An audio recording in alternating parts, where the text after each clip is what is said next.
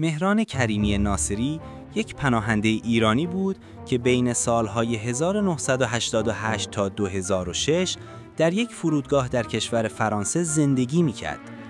مهران در سال 1977 از ایران تبعید شد. هرچی صدا که با هوش مصنوعی ساخته شده بود تا الان رو فراموش کن، چون توی این آموزش قراره بهت یاد بدم جوری صدا بسازی با هوش مصنوعی که هیچ کس باور نکنه این صدا هوش مصنوعیه.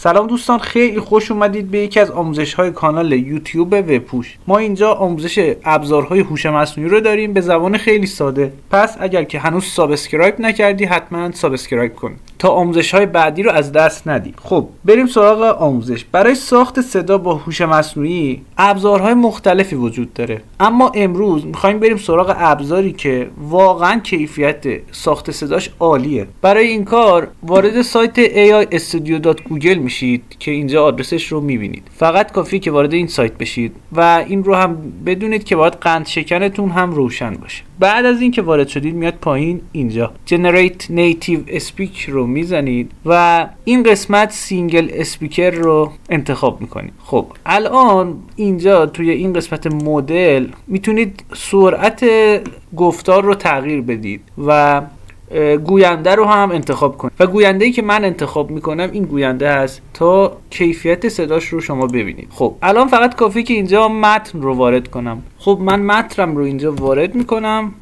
و ران رو میزنم تا صدا رو بسازه. شاید باورت نشه، ولی صدایی که داری الان میشنوی واقعی نیست. من یه هوش مصنوعیم و توی این آموزش کسی که منو ساخته بهت نشون میده چطور خودت هم یه همچین صدا بسازی. دیدید دوستان کیفیت صدا رو واقعا فوق العاده است. حالا کاری که میخوام بکنم اینه که این عددش رو کم کنم و تنظیمات لحنش این الان ببینید چه فرقی میکنه. گذاشتم روی 95 صدم ببینیم که چی کار میکنه.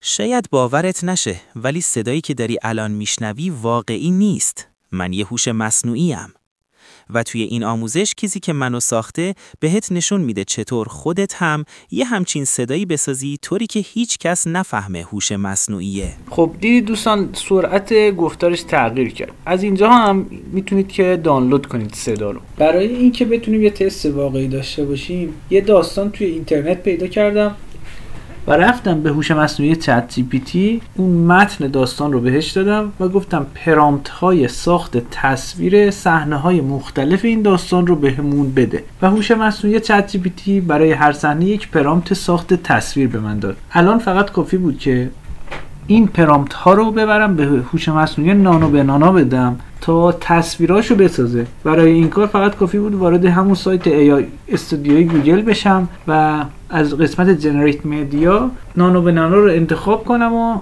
پرامپت ها رو بدم بهش تا عکس ها رو بسازه و این عکس ها رو که میبینید ساخت برام. متن داستان رو هم بردم به قسمت ساخت صداش دادم. همینطور که توی این آموزش یاد گرفتید فهمیدید که چطور متن رو بدید بهش و صدا بسازه براتون.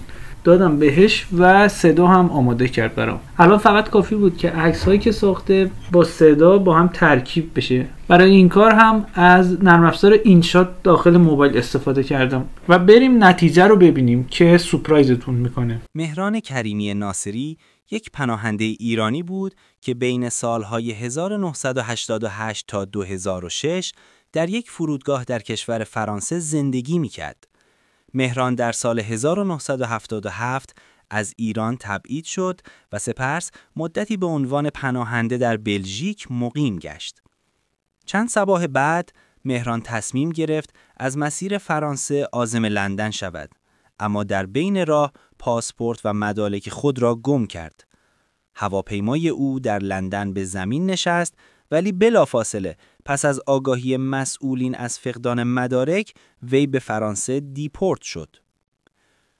از آنجایی که مهران هیچ وطنی برای مراجعه نداشت و از مدارک لازم برای سفر یا خروج از فرودگاه نیز برخوردار نبود، مجبور شد در ترمینال 1 فرودگاه شارل دگول مقیم گردد.